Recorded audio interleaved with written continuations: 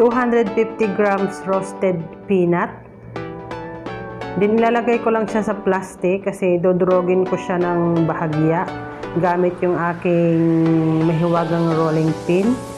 Pero kung meron naman kayong food processor guys, yun na lang ang gamitin nyo kasi pag dito talagang magpapawisan kayo bago nyo madurog yung inyong nuts.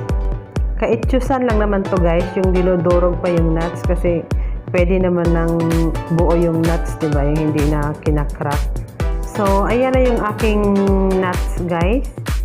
Gagamit din ako ng sugar at saka ng konting salt.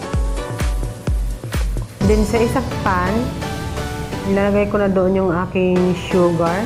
200 grams yung aking gagamiting sugar dyan sa aking 250 grams na peanut.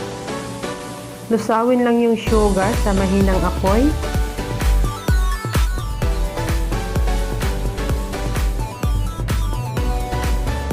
So, ayan na guys, nalagay ko na yung aking salt.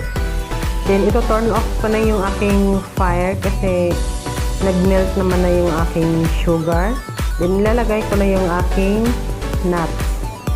Then, i-mix lang natin siya ng maigi hanggang sa mag-blend na yung sugar at saka yung nuts. So, ganyan lang siya kabilis gawin guys. Then, ilalagay ko na siya dito sa aking wax paper. Pero mas maiging lagyan nyo ng oil, pahiran nyo ng oil yung inyong wax paper para hindi dumikit yung sugar.